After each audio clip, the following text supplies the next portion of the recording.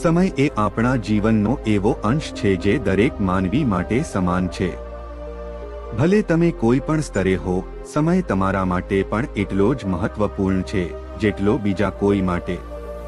સમયનું મહત્વ સમજવી એ સફળતાની ચાવી છે. સમય એવી વસ્તુ છે જેને ક્યારેય પાછું લાવી શકાતું નથી.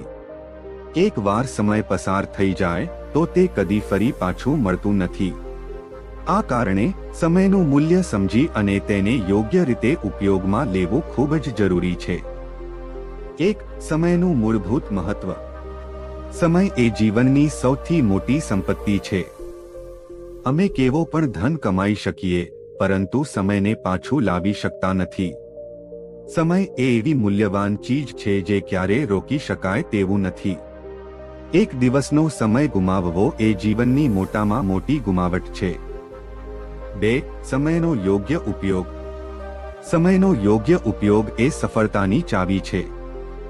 જ્યારે તમે તમારું કામ યોગ્ય રીતે આયોજન કરી અને સમયનો યોગ્ય ઉપયોગ કરશો, ત્યારે જ તમે તમારા લક્ષ્યોને સરળતાથી પહોંચી શકો છો. સમયનો સદુપયોગ એ છે કે તમે દરેક ક્ષણને મહત્વ આપો અને તેને યોગ્ય રીતે ઉપયોગમાં લો. 3. સમય અને પરિસ્થિતિઓ. જીવનમાં ઘણા સમય પરિસ્થિતિઓ આપણા પર આવતા હોય છે જે આપણા સમયને અસર કરી શકે છે. તેવા સમયે તમારે સમજદારીપૂર્વક અને સંયમપૂર્વક કાર્ય કરવું જોઈએ. સમયને યોગ્ય રીતે વહેંચવું, સમયનો સદુપયોગ કરવો અને પરિસ્થિતિઓને સંભાળવી એ સફળતાની જ્યોત છે. 4. સમયનું આયોજન. સમયનું આયોજન એ સફળતાનો સૌથી મહત્વપૂર્ણ પાસો છે. જ્યારે તમારે કોઈ કામ કરવું હોય ત્યારે તમારે પહેલા જ તેનું આયોજન કરવું જોઈએ. સમયનું આયોજન એ તમને તમારી લક્ષ્ય તરફ યોગ્ય રીતે આગળ વધવા માટે માર્ગદર્શક બને છે. 5. સમય અને મહેનત. સમયનો યોગ્ય ઉપયોગ એ તબક્કાવાર મહેનત સાથે જોડાયેલું છે. મહેનત એ સફળતાનો બીજો અંશ છે અને સમયનો યોગ્ય ઉપયોગ કરવાથી મહેનતનું પૂરું મૂલ્ય મળે છે. મહેનત એ તે સમયે જ વધુ અર્થ ધરાવે છે જ્યારે તે યોગ્ય સમયે કરવામાં આવે. 6. સમય અને નાણાકીય વ્યવસ્થા. સમયનો યોગ્ય ઉપયોગ અને નાણાકીય વ્યવસ્થા બંનેના સંયોજનથી સફળતા પ્રાપ્ત કરી શકાય છે. સમય એ નાણાં જેવી મૂલ્યવાન વસ્તુ છે જે તમારે સાચવી રાખવી જોઈએ. તમે તમારો સમય કેવી રીતે ખર્ચો છો એ તમે તમારા નાણાં કેવી રીતે ખર્ચો છો એના જેટલું જ મહત્વપૂર્ણ છે. 7. સમય અને આરોગ્ય. આપણે સાફ અને સ્વચ્છ આરોગ્ય સાથે જ સમયનો સદુપયોગ કરી શકીએ છીએ. આરોગ્ય એ સમયનો યોગ્ય ઉપયોગ કરવા માટેની ચાવી છે. સમયનો યોગ્ય ઉપયોગ આરોગ્ય સાથે જોડાયેલ છે, કારણ કે જો આપણું આરોગ્ય સારું હશે તો જ આપણે સમયનો સદુપયોગ કરી શકીએ છીએ. 8. સમય અને શિક્ષણ. શિક્ષણ એ માનવીના જીવનમાં સમયનો મહત્વપૂર્ણ પાસો છે. શિક્ષણ એ સમયનો યોગ્ય ઉપયોગ કરવાની પ્રક્રિયા છે. તમે જેમ વધુ શીખશો તેમ તમે સમયના મહત્વને વધુ સારી રીતે સમજશો. 9. સમય અને સફળતા. સમયનો યોગ્ય ઉપયોગ અને સફળતા એમ બંને હાથમાં હાથ નાખીને ચાલે છે. સમયનો યોગ્ય ઉપયોગ કરીને જ તમે સફળતા મેળવી શકો છો. 10. સમયનો વ્યાપક દૃષ્ટિકોણ. તમારે સમયના વ્યાપક દૃષ્ટિકોણને સમજવું જોઈએ. સમય એ માત્ર કંઈક પળોનો જ સંગ્રહ નથી, પરંતુ તે તમારા જીવનના દરેક મહત્વના પ્રસંગોનો મુખ્ય હિસ્સો છે. 11. સમયની જાળવણી. સમયની જાળવણી એ તમારે માટે અનિવાર્ય છે. તમે તમારો સમય કેવી રીતે જાળવશો એ જ તમારા જીવનની આગળની યાત્રાને પરિબળિત કરશે. 12. સમય અને મૂલ્ય નિર્ધારણ. તમારે સમયનું મૂલ્ય સમજવું જોઈએ. જો તમે સમયનું મૂલ્ય નહીં સમજશો તો તમે ઘણી બધી વસ્તુઓ ગુમાવી શકો છો. 13. સમય અને આત્મનિર્ભરતા.